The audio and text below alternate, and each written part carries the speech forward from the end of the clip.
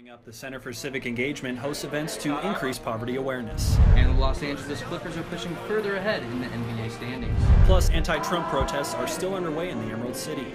Those stories and more tonight on Murrow News 8.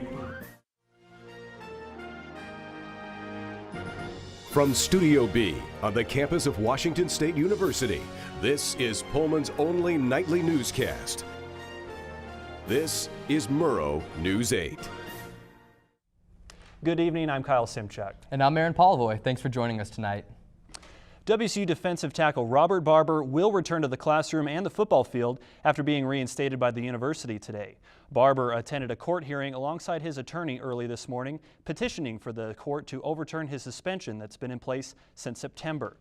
WSU President Kirk Scholes released a statement saying, quote, "We respect today's decision by the Whitman County Superior Court. We look forward to a final decision by the court early next year," end quote. As part of the reinstatement, Barber must refrain from attending alcohol-related events, consuming drugs or alcohol, and contacting the student he injured. And Robert Barber's reinstatement hasn't been the only topic of discussion on campus. It's also Poverty Awareness Week here at WSU, and we had Murrow News 8's Taylor Graham detail the schedule of events for us.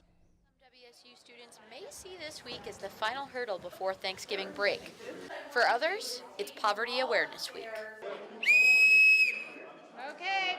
The Community Action Partnership of Lewiston hosted a poverty simulation Monday night in an effort to combat the stereotypes that come with the word. A lot of times people think, well, if you're in poverty, you're lazy. Well, no, you're not. You just maybe don't have the resources that other people do. Participants were tasked with supporting their assigned families while on a minimum wage job. They were given different scenarios. Some were evicted from their homes, jailed, fired from their jobs, or even diagnosed with a mental illness.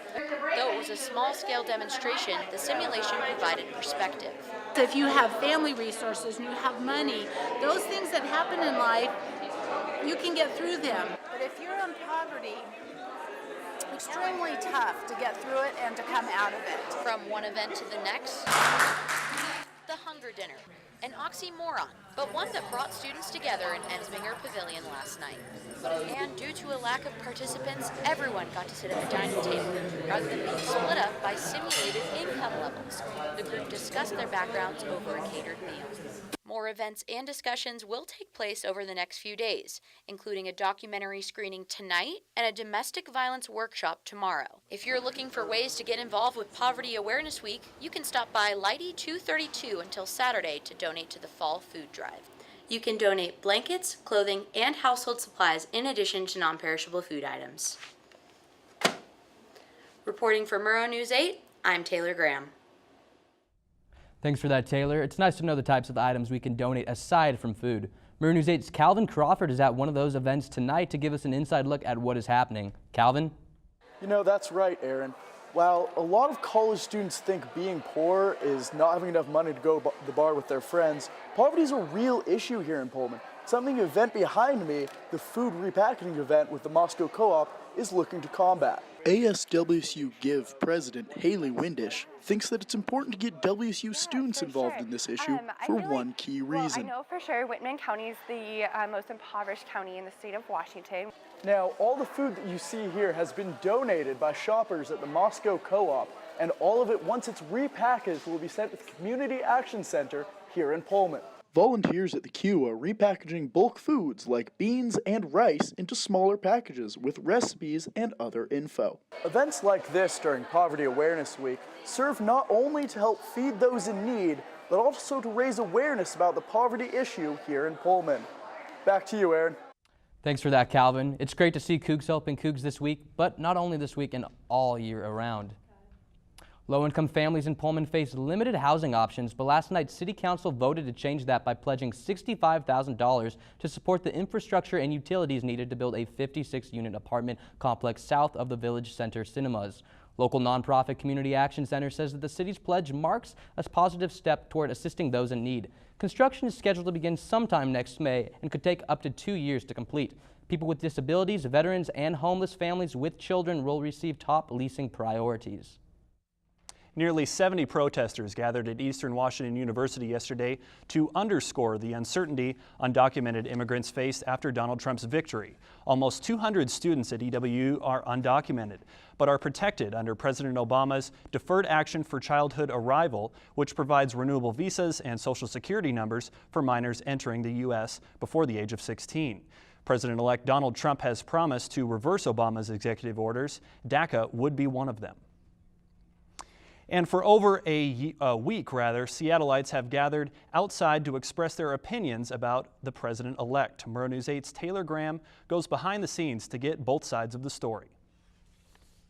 Anti-Trump protesters gathered in Cal Anderson Park yesterday to voice their opinions in more ways than one. By song,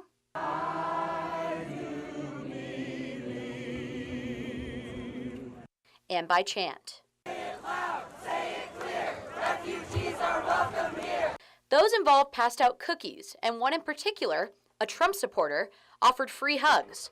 But it wasn't all sunshine and rainbows. You make me puke, and you're going to have projectile vomit on your glasses in a minute. Avery Hufford is attempting to bridge the party divide that so intensely characterized this election cycle. I want people to know that I personally love all kinds of people, and I want everyone to feel safe. And if these people really do feel scared, that I want to make sure that they know that someone who is a Trump supporter completely wants to make sure that they feel safe. The demonstration wasn't the only protest throughout the Evergreen State, though. More than 5,000 students walked out of class this week to voice their thoughts on the next president, his agenda, and choices for his staff. Reporting for Murrow News 8, I'm Taylor Graham. Thank you, Taylor. It will be interesting to see how these protests and rallies, pan out over time. Coming up after the break, we take a look at this weekend's weather and possible snowfall. That's right. Cody Callanan will let us know what to expect for students traveling home for Thanksgiving break. Stay tuned. This is Murrow News 8.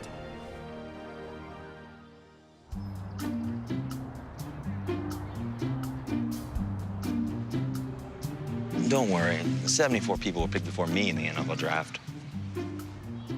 To fight childhood obesity, United Way and the NFL are helping kids play at least 60 minutes a day. Okay, time for the team obstacle course. Yay! What this place needs is more healthy kids. To get involved or donate, go to unitedway.org/play60. Now I get it. No more pencils, no more books. No more teachers, dirty looks. School's out for summer. What this place needed was better graduation rates. So we worked with schools like Henry Ford High, and now they're up 18%. To help us do more good this year, go to unitedway.org, because great things happen when we live united. And welcome back. Spokane woke up to some snow this morning, but most has since melted off, mostly due to the rain. The Spokane airport, though, they did measure 0.7 inches this morning. Yeah, and down here in Pullman, we woke up to chilly temperatures as well. I want to say it was the high 30s. So it's really starting to feel like November and getting closer to winter, Kyle. Oh, and absolutely. And Cody, I was freezing walking into the studio, and I saw some trucks, putting out some de-icer. It felt freezing, but are we actually going to see freezing temperatures tonight?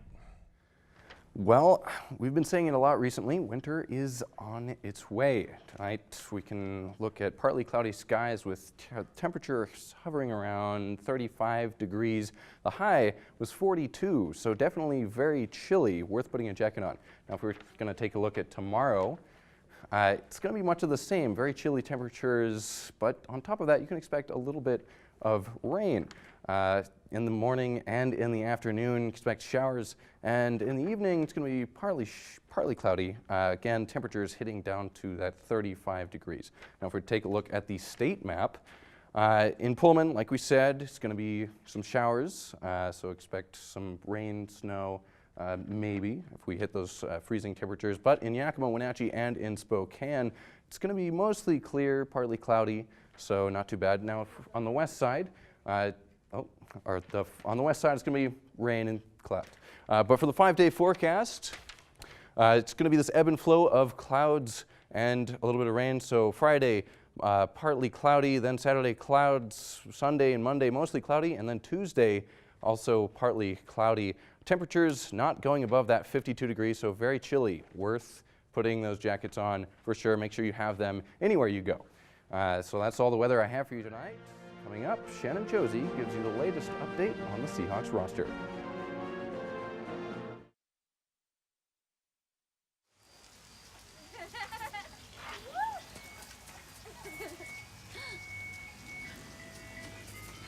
Mom, can we get some ice cream? Please, Mom, please. No, we're having dinner soon. Please.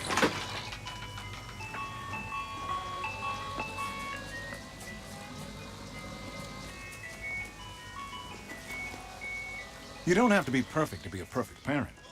There are thousands of children in foster care who will take you just as you are.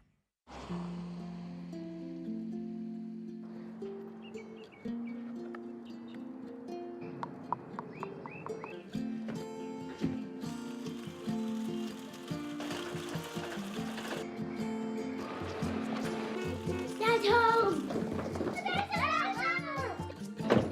Yeah. The smallest moments can have the biggest impact on a child's life. Take time to be a dad today.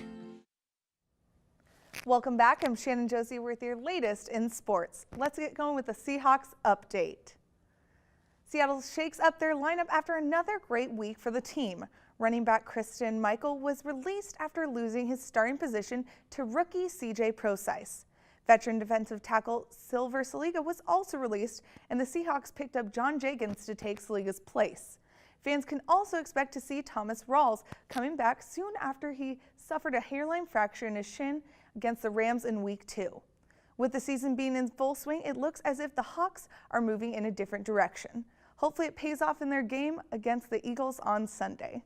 That's all the sports I have for you tonight. Coming up, the Seattle Science Center has a mysterious new exhibit that may have you searching for clues.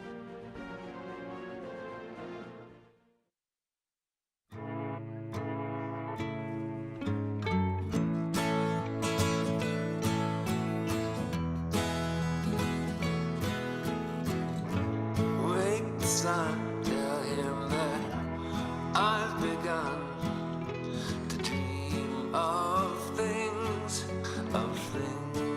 to come, and tell the trees not to look for me. I'm going to find some peace of mind. Wake the sun, wake the sun, wake the sun, wake the sun.